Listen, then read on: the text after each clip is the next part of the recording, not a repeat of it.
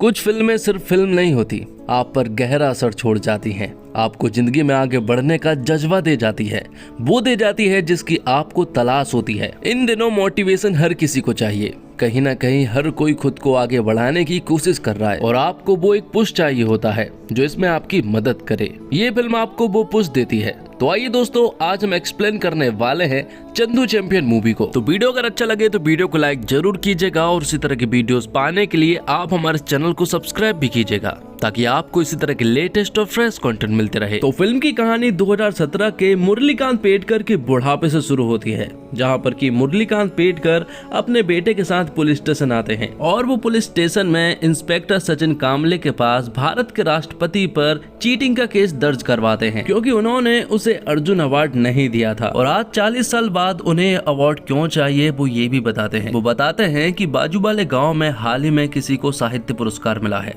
जिस वजह से उनका गांव जो है वो पूरी तरह से शहर में बदल गया है। लेकिन उनका जो गांव है उसकी हालत बद से बदतर हो चुकी है। ना तो वहां पर सड़क है, ना ही संडास है और ना ही किसी प्रकार की सुविधा। उन्हें अर्जुन पुरस्कार सिर्फ इसलिए चाहिए ताकि उनका गांव भी शहर की तरह थोड़ा डेवलप हो जाए। अब वो इस अर्जुन पुरस्कार के हकदार है या नहीं, वो अपने मेडल को दिखा तो इस कहानी को फ्लैशबैक में ले जाते हैं। तो कहानी जो है वो 1952 में स्वतंत्र भारत में पहुंच जाती है, जहां हम स्वतंत्र भारत को ओलंपिक के इंडिविजुअल गेम में पहला मेडल दिलाने वाले खासाबा यादव की स्वागत यात्रा को देख पाते हैं। अपने बड़े भाई के कंधे पर बैठकर इस जश्न में शामिल हुआ छोटा मुरली तय कर लेता है कि उसे भी खासाबा जैसा चैंपियन बनना है। सांगली के इस्लामपुर में रहने वाले इस मुरली को ना तो पढ़ाई में दिलचस्पी है और ना ही पापा की तरह टेलरिंग में। चैंपियन बनने का सपना देखने वाले इस बच्चे को सही दिशा मिलती है। तारा सिंह की कुश्ती देखकर चंदू उन्हें गुरु मान लेता है और फिर इस्लामपुर के अखाड़े में वो अपनी कुश्ती की शुरुआत करता है। लेकिन इस छोटे मुरली को शुरुआत में किसी ने भी सीरियसली नहीं लिया। उसे लोग चंदू चैंपियन कहकर चढ़ाते थे। तो अखाड़े में ही चंदू ने अपने कई साल बिता दिए और इसी तरह से वो बड़ा होता गया। लेकिन आज भी जब वो किसी से कहता है कि उसे चैंपियन बनना है तो लोग उसे चंदू चैंपियन ही कहते हैं। अब उस्ताद जी अपने अखाड़े के सभी लोगों को बताते हैं कि बाजू वाले गांव का एक पावरफुल आदमी का बेटा, जो कि उनका भांजा भी है, वो अखाड़े में उतरने वाला है और कल कुश्ती प्रतियोगिता में वो शामिल भी होगा। लेकिन हमें उसे हराना नहीं है बल्कि जिताना है, क्योंकि अगर वो कल हार गया तो उसके पिता जो है वो हमारी चटनी बना देंगे। इसलिए दगड़ू को जिताना ही होगा और सभी को मालूम है कि दगड़ू से जो भी लड़ेगा वो तो आराम से जीत ही जाएगा। इसलिए वो फैसला करते हैं कि हम दगड़ू से चंदू को लड़ाएंगे, क्योंकि चंदू जो है वो अखाड़े में कई सालों से आ तो रहा है, लेकिन उस्ताद जी ने अभी तक उसे दावपेच नहीं सिखाए हैं। इसलिए दगड़ू चंदू से आराम से जीत जाएगा। तो जब चंदू अपने पिता से कुश्ती की परमिशन लेता है तो उसके पिता उसे बहुत मारते हैं।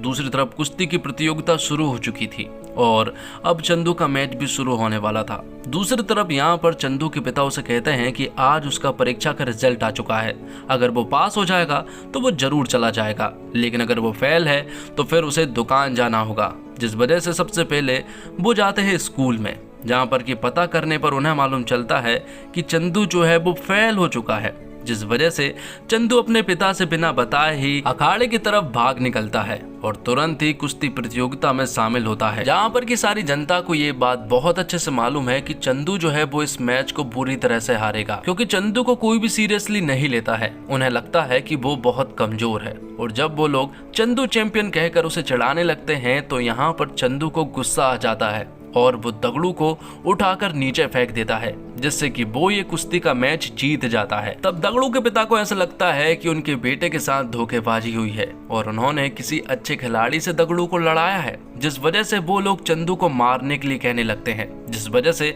चंदू यहाँ से भाग निकलता है। वो लोग चंदू का काफी देर तक पीछा भी करते हैं, लेकिन चंदू यहाँ से ट्रेन पर चढ़ जाता है, वरना वो लोग उसे मार देते। तो ट्रेन में चढ़ाने के लिए जिस आदमी ने चंदू को हाथ दिया था उसका नाम कर्नेल है और कर्नेल यहाँ पर चंदू का बहुत अच्छा दोस्त बन जाता है। और चंदू यहाँ पर जब कर्नेल को अपनी सारी स्टोरी बताता है तो कर्नेल उससे कहता है कि अगर उसे ओलंपिक में गोल्ड जीतना है तो उसे सबसे पहले फौज में भर्ती होना चाहिए, क्योंकि वो भी यहाँ पर यही करने आया है। वो चंदू को मेजर ध्यानचंद और मिल्खा सिंह का उदाहरण बताते हुए कहता है कि इन लोगों ने भी यही किया है और वो भी बॉक्सिंग में ओलंपिक खेलना चाहता है, इसलिए वो फौज में भर्ती हो रहा है। और अगले दिन आर्मी की वर्दी थी, जिस वजह से कर्नल चंदू को भी लेकर वहाँ चला जाता है जहाँ पर कि चंदू ने काफी अच्छा परफॉर्मेंस दिया था, जिस वजह से उसे सिलेक्ट कर लिया जाता है, जिस वजह से ट्रेनिंग के लिए अब उन्हें सिकंदराबाद भेजा जाता है, जहाँ पर कि उस्ताद जी उन सभी को नमूने कहकर बुलाते हैं और उनकी इतनी अच्छे से ट्रेनिंग कराते हैं कि वो सभी लोग बहुत ज्यादा मजबूत हो जाते हैं। अब रात को चंदू सभी लोगों से कहता है कि वो ओलंपिक में जाएगा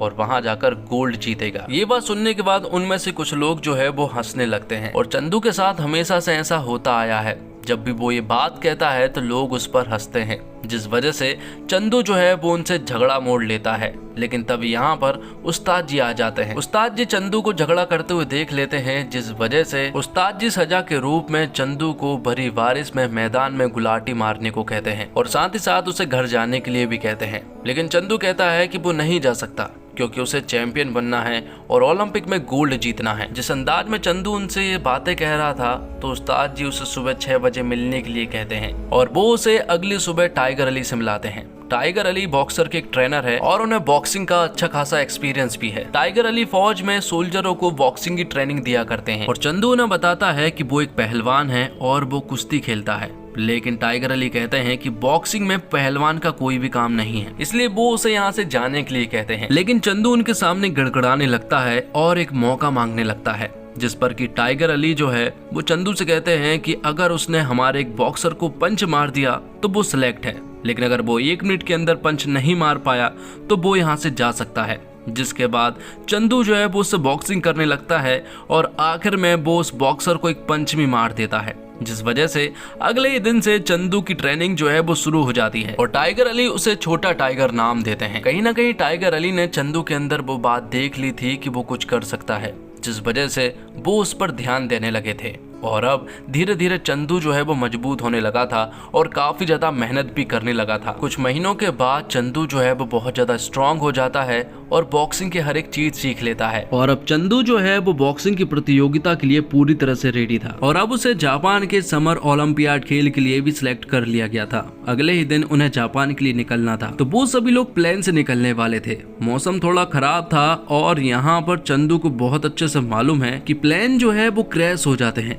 क्योंकि उसने कुछ महीने पहले के अखबार में पढ़ा था कि प्लेन क्रैश होने की वजह से 63 लोग मारे गए थे। इसलिए वो टाइगर अली से कहता है कि क्या हम कल जा सकते हैं, जिस पर कि टाइगर अली जो है वो उसे फटकार लगाते हुए सीधा चलने के लिए कहते हैं। प्लेन में बैठने के बाद चंदू खुद तो डरता ही है, साथ में और भी लोगों को डरा देता है, लेकिन बाद में जैसे ही प्लेन ऊपर जाता है चंदू अपने आप चुप हो जाता है। तो अब जापान पहुंचने के बाद चैंपियनशिप शुरू होने से पहले टाइगर अली जो है वो चंदू को सब कुछ बता देते हैं। सारे देश के जो बॉक्सर हैं उनके बारे में बताते हैं कि किसी की स्ट्रेंथ तेज है तो किसी की स्पीड तेज है, किसी का लेफ्ट हैंड ज्यादा चलता है तो कोई थका थका कर मारता है। और यहीं पर चंदू इंटरनेशनल जर्नलिस्ट नयनतारा से मिलता है और पहली बार वो किसी लड़की से मिला था, इसलिए वो नयनतारा से मिलकर खुश हो गया था। तो अब बॉक्सिंग कंपटीशन शुरू हो चुका था, जहां पर कि चंदू का दोस्त कर्नेल भी इस चैंपियनशिप में शामिल था। तो यहाँ पर बॉक्सिंग का मैच शुरू होता है और चंदू जो है वो आसानी से 3 नॉकआउट मैच आसानी से जीत लेता है और सभी को बारी बारी से हराकर सेमीफाइनल में पहुंच जाता है,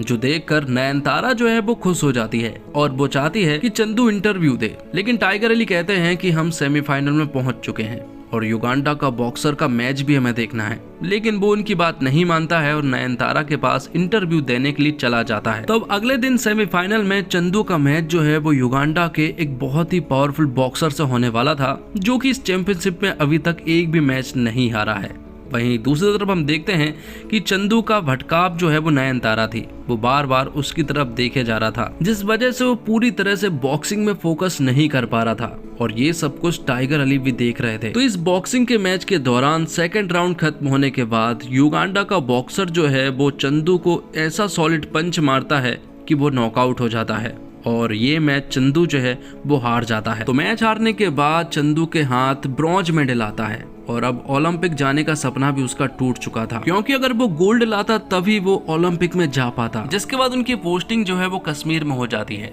जहां पर कि चंदू, कर्नेल और टाइगर अली भी वहां मौजूद थे। तभी चंदू के पास एक चिट्ठी आती है और उसे ओलंपिक के लिए सिलेक्ट कर लिया गया था, जिस वजह से वो दौड़ता हुआ टाइगर अली के पास जाता है, जिन्होंने कई महीनों से चंदू से बात नहीं की थी क्योंकि वो चंदू से गुस्सा थे। लेकिन यहाँ पर भी वो उसे सुनाते हुए कहते हैं कि जो सपना उसने देखा था वो मैंने भी देखा था, लेकिन अब वो पूरी तरह से अधूरा है और वो दोनों जब बात कर ही रहे होते हैं कि तभी अचानक से यहाँ पर एक बहुत बड़ा अटैक हो जाता है, जिस वजह से कई सारे फाइटर जेट जो है वो यहाँ पर हमला कर देते हैं और काफी सारे सोल्जर्स जो है वो मारे जाते हैं। यहाँ पर चंदू का सबसे अच्छा दोस्त कर्नेल भी मारा जाता है और टाइगर अली भी पूरी तरह से इंजर्ड हो चुके थे, जिस वजह से वो उन्हें एक सेफ जगह पर ले जा रहा होता है। लेकिन तभी बीच में चंदू को गोलियां लग जाती है और धीरे धीरे करके उसे 9 गोलियां लग जाती है, जिस वजह से वो पूरी तरह से जख्मी हो चुका था। और अब चंदू की आंख 1967 के उधमपुर के एक आर्मी हॉस्पिटल में खुलती है, जहां पर कि 2 साल बीत चुके थे और चंदू अभी तक बेहोश था। 9 गोलियां लगने के बावजूद यहाँ पर चंदू जो है वो मारा नहीं गया था, बल्कि 2 साल से बेहोश था और बेड से नीचे गिरने के बाद आज उसकी आंख खुली, जहाँ पर कि कर्नल सर उसे देखने के लिए आए थे। जैसे ही वो उसके पास जाते हैं तो चंदू जो है वो उनकी गर्दन पकड़ लेता है, क्योंकि चंदू को ऐसा लग रहा था कि वो पाकिस्तान पहुंच चुका है और ये पाकिस्तानी है, जिस वजह से वो उनकी गर्दन छोड़ने का नाम ही नहीं ले रहा था। लेकिन तभी कर्नल जो है वो उंगली से इंडिया का फ्लैग बताते हुए कहते हैं कि वो इंडिया में ही हैं। ये देखने के बाद ही चंदू ने उनकी गर्दन छोड़ी थी। ये देखकर कर्नल कहते हैं कि 2 साल तक बेहोश रहने के बावजूद उसके हाथों में अभी बहुत जान है। जिसके बाद यहाँ पर चंदू को सब कुछ बता दिया जाता है कि उसे 9 गोलियां लगी थी, जिसमें से 8 गोलियां तो उन्होंने निकाल दी है, लेकिन 9वीं गोली जो है वो रीढ़ की हड्डी में कहीं अटकी हुई है और अगर वो उसे निकालेंगे तो जान का खतरा भी हो सकता है। इसलिए उसे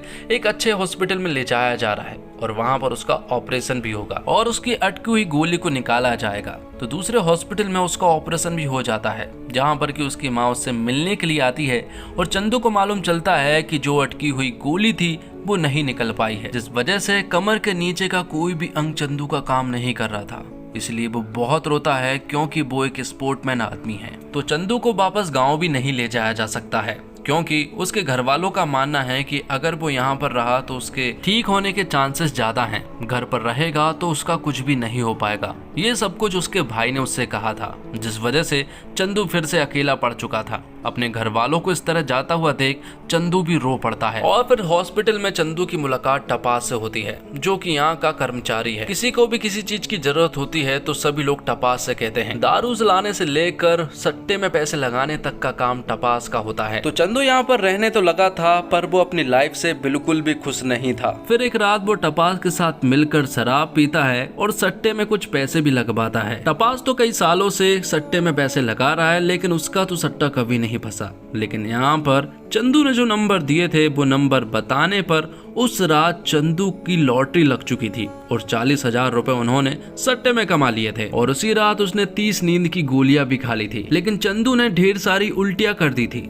जिस वजह से चंदू को कुछ नहीं हुआ। चंदू को अपनी लाइफ में कुछ भी नहीं दिख रहा था, जिस वजह से उसने पानी को अपनी जमीन बना ली और स्विमिंग सीखना शुरू किया। चंदू के पैर नहीं चलते हैं, इसके बावजूद उसने स्विमिंग सीख ली थी। अब ज्यादातर टाइम चंदू जो है वो स्विमिंग पूल में ही बिताता है, क्योंकि उसे वहीं पर ज्यादा अच्छा लगने लगा था। और फिर एक दिन मुलाकात होती है उसकी टाइगर अली से। उन्हें देखकर चंदू को बहुत अच्छा लगा, क्योंकि उसे ऐसा लगा था कि वो भी मारे गए हैं, लेकिन वो जिंदा थे। अब टाइगर अली जब चंदू से मिलते हैं तो सबसे पहले वो उसे अपने सपनों से रूबरू कराते हैं कि उसका सपना ओलंपिक में गोल्ड जीतना था। किस खेल में जीतना था ये जरूरी नहीं है। टाइगर अली चंदू को पैरा ओलंपिक के बारे में बताते हैं। वो कहते हैं कि तुमने ये कहानियां जरूर सुनी होगी कि किसी के हाथ नहीं है, इसके बावजूद उन्होंने साइकिलिंग में गोल्ड मेडल जीत लिया।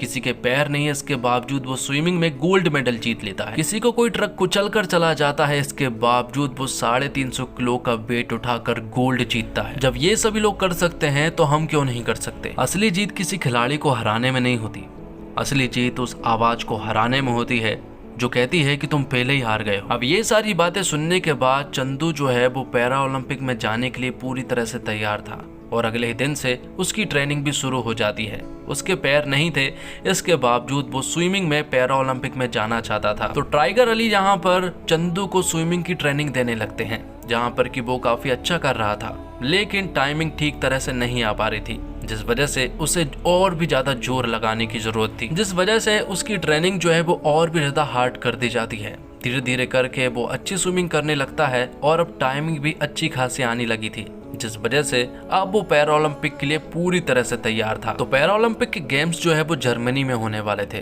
वो सभी लोग वहां पहुंच जाते हैं, लेकिन उसी दिन वहां पर एक जोरदार अटैक हो जाता है, जिस वजह से इस पैरा ओलंपिक को दूसरी जगह शिफ्ट कर दिया जाता है, जहां पर कि स्विमिंग के कॉन्टेस्ट चालू होते हैं जिसमें कि 10 लोग पार्टिसिपेट करते हैं। तो यहाँ पर चंदू को टॉप 4 में आना था। अगर वो टॉप 4 में आ जाता है तो वो अगले पड़ाव की तरफ बढ़ेगा। धीरे धीरे करके वो टॉप 4 में आ भी जाता है। लेकिन जो टॉप 2 के स्विमर्स थे वो बहुत ही ज्यादा तेज थे और वो आसानी से इस रेस को कंप्लीट कर लेते हैं। अब अगली रेस में चंदू को टॉप 3 में आना था और यहाँ पर भी चंदू जद्दोजहद करके टॉप 3 में आ जाता है और हर बार की तरह टॉप 2 के जो स्विमर्स हैं वो आसानी से इस कॉन्टेस्ट को पूरा कर लेते हैं। अब अगले दिन फाइनल रेस थी, जहाँ पर कि सभी को ऐसा लग रहा था कि चंदू इस रेस में पीछे रह जाएगा क्योंकि टॉप 2 हमेशा से आगे रहे हैं। जैसे ही अगले दिन की रेस शुरू होती है, जहां पर कि चंदू को अपने पुराने फ्लैशबैक याद आने लगते हैं, जहां पर कि कोई उसे गालियां दे रहा है तो कोई उसे चंदू चैंपियन कहकर पुकार रहा है, कोई उसे पत्थर मार रहा है।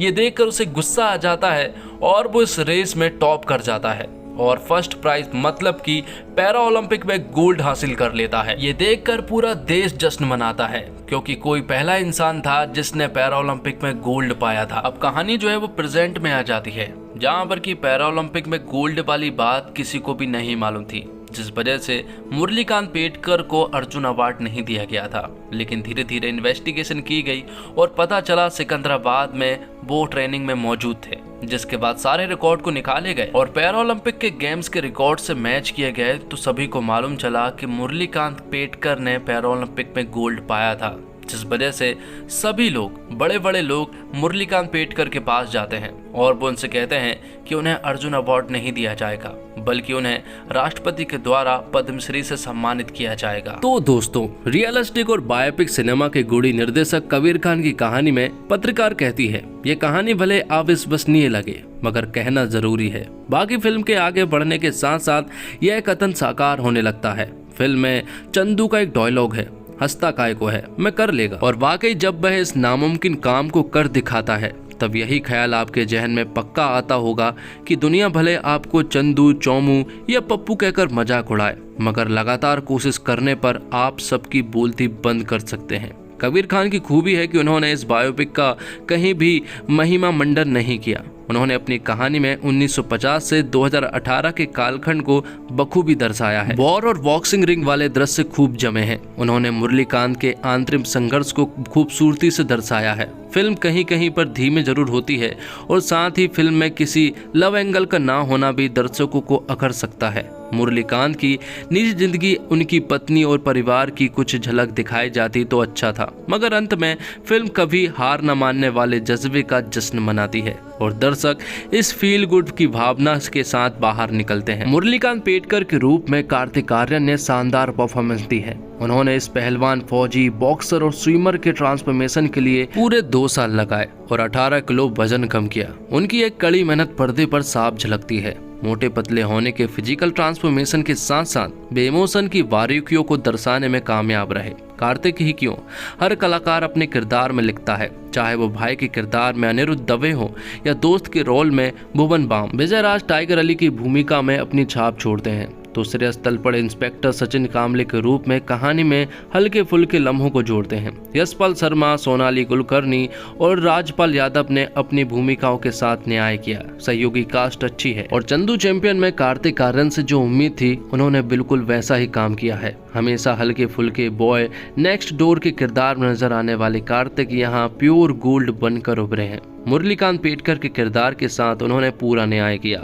फिल्म अलग अलग फेज से गुजरती है। मुरली का बचपन जो देखना मजेदार है, फिर उसका आर्मी में जाना, जंग में लगभग अपनी जान खो देना और फिर पैरा ओलंपिक, इन सभी फेज के साथ कार्तिक आर्यन भी बदलते हैं। उन्हें बॉक्सिंग की ट्रेनिंग करते देख आपके अंदर जो जोश आएगा उसे शब्दों में बयां कर पाना मुश्किल है। कार्तिक ने अपने रोल के लिए बेहद मेहनत की है। बॉक्सिंग की ट्रेनिंग उन्होंने फिल्म के लिए कैमरा के सामने ही नैन पर्दे के पीछे भी की थी। ऐसे में उनसे मेहनत की असलियत को आप देख सकते हैं। इसी तरह स्विमिंग में भी की गई मेहनत साफ दिखती है। कार्तिक को देखते हुए आप मुरलीकांत पेटकर के स्ट्रगल को समझ पाते हैं। मुरलीकांत के एक स्पोर्ट्समैन होने के नाते अपने शरीर के ना चलने की वजह से महसूस होने वाली लाचारी और सीने में होने वाला दर्द को आप साफ समझ सकते हैं। ये सब कुछ कार्तिक आर्यन ने अपने काम के जरिए पर्दे पर उतारा है। ये उनकी अभी तक की बेस्ट परफॉर्मेंस है, इसमें कोई दो राय नहीं। और कार्तिक का भरपूर साथ इस फिल्म में दिया है विजय राज ने। विजय मुरली के कोच टाइगर अली का किरदार निभा रहे हैं। इस कोच और जवान के रोल में उन्होंने कमाल का काम किया है। मुश्किल से ही कोई ऐसा रोल होगा जिसे विजय राज नहीं निभा सकते, लेकिन बहुत से ऐसे रोल्स भी हैं जिन्हें वो औरों से बेहतर निभाकर अपनी ही परफॉर्मेंस को आउट परफॉर्म कर देते हैं। वो टाइगर अली के रोल के साथ उन्होंने किया है। कार्तिक के डेडिकेशन में उनका सपोर्ट दिखाया जा सकता है। मुरली की जीत पर आंसू बहाते टाइगर अली को देखकर आपकी आंखें भी नम हो जाएगी। और डायरेक्टर कबीर खान का बायोपिक बनाने का अपना एक अलग तरीका है। वो बहुत आराम से अपनी कहानी को कहते हैं, बिना किसी लाउड म्यूजिक और ड्रामेटिक अंदाज में। उन्होंने मुरली के इमोशन और स्ट्रगल को सबके सामने रखा है और फिल्म अच्छी रफ्तार से चलते हुए कई उतार चढ़ाव से गुजरती है। मुरली की जिंदगी की कहानी कई मौकों पर आपको हंसाती भी है, खुश करती है, रुलाती भी है और फिर आपको प्रेरणा देती है बड़े सपने देखने की। और इसी के साथ आज का एक्सप्लेनेशन यहीं पर खत्म होता है। तो दोस्तों, उम्मीद करता हूँ आपको वीडियो पसंद आई होगी। वीडियो अगर अच्छा लगी हो तो वीडियो को लाइक जरूर कीजिएगा। इसी तरह के वीडियोस पाने के लिए आप हमारे चैनल को सब्सक्राइब भी कीजिएगा, ताकि आपको इसी तरह के लेटेस्ट और फ्रेश कंटेंट मिलते रहे। साथ ही कमेंट्स बॉक्स में जरूर बताइएगा कि आप इस फिल्म को कितने स्टार देना चाहेंगे। मिलते हैं एक और कमाल की वीडियो के साथ, तब तक के लिए आप हमारे चैनल के साथ बने रहिए। धन्यवाद। जय हिंद, जय भारत, जय श्री राम।